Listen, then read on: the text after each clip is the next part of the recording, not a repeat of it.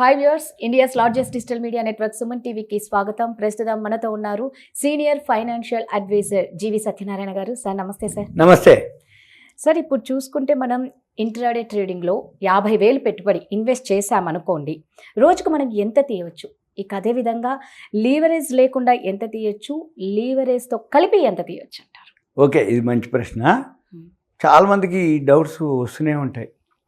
ఎంత సంపాదించవచ్చు, ఒక 50,000 పెడితే, 1,00,000 పెడితే, 2 లక్షలు పెడితే ఎంత వస్తాయి అని అనుకుంటారు. అయితే ఎంత వస్తుంది అనేది వాళ్ళ నాలెడ్జ్ బేస్ చేసుకొని ఉంటుంది. ఉదాహరణకి డైలీ షేర్లు 20% పెరిగేవి ఉంటాయి, 10% పెరిగేవి ఉంటాయి. అంటే ఒక రోజులో ఒక షేరు 20% పెరుగుతాయి, 10% పెరుగుతాయి, 5% పెరుగుతాయి, 2% వరకు పెరుగుతాయి. కొన్ని ఇంకా బాగా పెరుగుతాయి, కొన్ని అసలు బాగా కూడా పడతాయి. ఇప్పుడు ఉదాహరణకి ఆదాని ఉంది. హిండెన్బర్గ్ ఒక ఎలిగేషన్ పెట్టడం జరిగింది. అప్పుడు బాటంకి వచ్చేసిన ఫాస్ట్ 4,000 నుంచి 1,000కి వచ్చింది. అంటే ఏంది, ఈయన గనక 50,000 ఆదానిలో ఉంటే ఆ హిండెన్బర్గ్ వచ్చినప్పుడు ఏమైంది, ఈయన పైసలు పోయినాయి అంతే కదా, బాటంకి వచ్చింది కదా. రైట్. మళ్ళీ ఏమైంది, ఈయన ఊకోడు కదా. మళ్ళీ కోర్టుకు పోవటం, దాని మీద రిప్లై ఇవ్వటం, మళ్ళీ చేయటం, మళ్ళీ అది బాగా పెరగటం, సుప్రీంకోర్టుకి వెళ్ళటం, ఏదో వీళ్ళకి ఫేవర్గా రావటం, మళ్ళీ షేరు కంటిన్యూగా పెరగటం. ఆ టైంలో ఎవరైతే కొనుక్కోరో వాళ్ళకి మంచి పైసలు రావటం. అంటే 50,000 పెడితే రోజు కనుక 20% పెరిగాయి కనుక నువ్వు పట్టుకోగలిగితే వారంలోనే డబల్ అయిపోతాయి. 50,000 అయిపోతాయి. అదే 50,000 20% 10% మైనస్లో ఉందనుకో, వారానికి వచ్చేటప్పటికి నీ పైసలు 50,000 100లోకి వచ్చేస్తాయి. అంటే మిమ్మల్ని బట్టి ఉంది. ఉదాహరణకి హైదరాబాద్లో మనందరం ఉన్నాం. హైదరాబాద్లో 1 కోటి పైన జనాభా. ఇప్పుడు ఆడపిల్లలు కూడా కార్లు నడుపుతారు. అయితే వీళ్ళందరినీ తీసుకుపోయి బాగా కారు మంచిగా ఫాస్ట్ డ్రైవ్ చేస్తున్నావు కదా అని తీసుకుపోయి తిరుపతి అల్పిరి దగ్గర తీసుకుపోయి మీరంతా కొండెక్కించండి అని అంటే ఎక్కవై కొండ ఎక్కుతాయి. ఎప్పుడు ఎక్కుతాయి? తరువు అయితే ఎక్కుతాయి కదా. తరువు ఎందుకు గారు అంటే వీళ్ళకి ఎంతసేపు ఆఫీసు, ఇల్లు, ఇక గేర్లు ఉండవు, స్టీరింగ్ పట్టుకుంటారు, 1 వే ఉంటుంది, పోతారు, యూటర్న్ తీసుకుంటారు, ఆఫీస్ పోతారు, పార్కింగ్లో పెడతారు, మళ్ళీ తీస్తారు, వస్తారు. అంతే తప్ప తిరుపతి ఆల్పిరి పోయి పై కొండకి అంటే అవి పైకి పోవు, కిందికి వస్తుంటాయి. అదే కనుక అలవాటయ్యి అంటే ప్రాక్టీస్ అయితే ఎక్కుద్ది కారు. అయితే ఎప్పుడు అక్కడ వాళ్ళు తీసుకోపోవట్లేరా అంటే అక్కడ ఉన్న వాళ్ళు ఏమంటారు, ప్రొఫెషనల్స్. ఎవరైతే కార్ డ్రైవర్లు కానీ, బస్ డ్రైవర్లు కానీ, ఆ డ్రైవర్లు, ఇక్కడున్న డ్రైవర్లు కూడా అంతే. ఇప్పుడు మామూలు రోడ్డు మీద తీసుకుపోయి మన డ్రైవర్లని అక్కడ తీసుకుపోయినా ఫస్ట్ కన్ఫ్యూజనే. ఎందుకంటే ఈ సిటీ బస్సులు నడిపిన ఆయన సిటీ బస్సు వరకు పరిమితం, కానీ తిరుపతి కొండకి ఎప్పుడు పోలే. కాబట్టి ఫస్ట్ టైం కొంచెం ఉంటుంది, 2-3 సార్లు పోతే ఆయన అలవాటు అవుతాడు. ఇది కూడా అంతే. షేర్ మార్కెట్లో ఇంట్రాడే చేద్దామని ఎవరైతే 50,000 పెట్టుకుంటారో వాళ్ళకి ఇంట్రాడే రూల్స్, రెగ్యులేషన్లు, ఫాస్ట్ డెసిషన్ ఉండాలి. ఫాస్ట్గా నువ్వు దాన్ని గైడ్ చేయగలగాలి, ఫాస్ట్గా నువ్వు ఎంటర్ అయ్యేటట్టు ఉండాలి, ఫాస్ట్గా ఎగ్జిట్ అయ్యేటట్టు ఉండాలి. అంటే ఏంది, ఏ విధంగా అయితే అంటే ఉదాహరణకి ఇప్పుడు తిరుపతి కాదు, ఇంకొకటి అంబులెన్స్ డ్రైవర్లు ఉంటారు, వాళ్ళు డ్రైవర్లే. మరే ఇప్పుడు వర్షం పడుతుంది, గుంటలు ఉన్నాయి, రోడ్డు బాగలేదు అని అనరు. పేషెంట్ని తీసుకుపోవాలి, హాస్పిటల్లో జాయిన్ చేయాలి.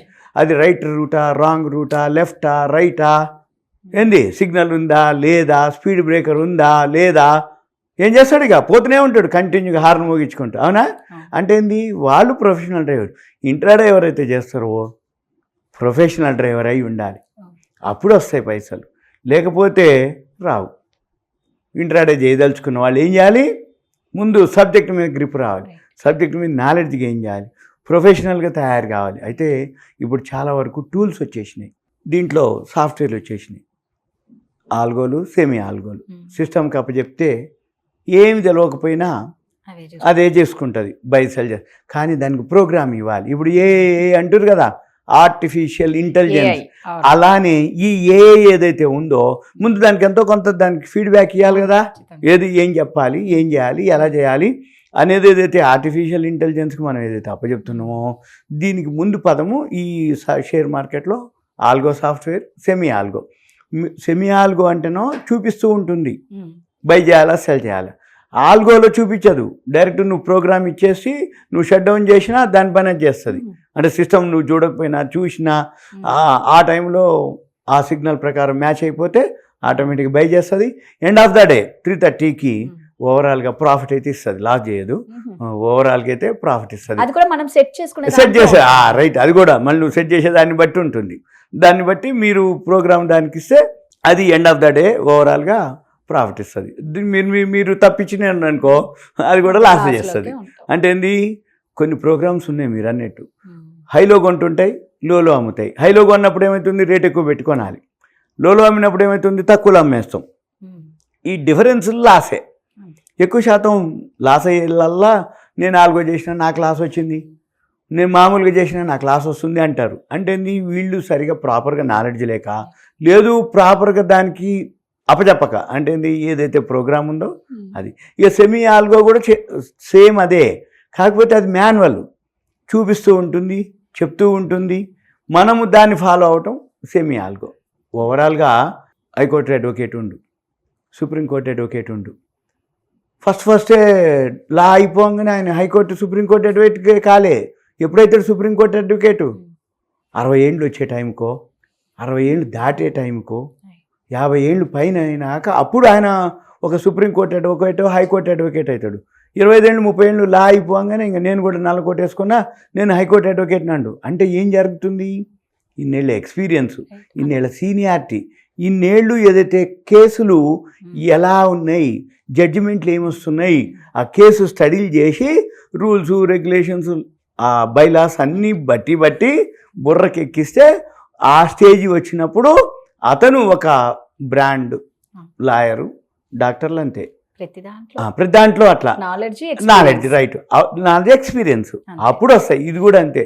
ఇంట్రాడే చేయాలంటే ఫస్ట్ నాలెడ్జ్ గెయిన్ చేయాలి, దీంతో పాటు ఎక్స్పీరియన్స్ ఉండాలి, దీంతో పాటు వీళ్ళు decision, right decision, wrong decision ఫాస్ట్గా ఉండాలి.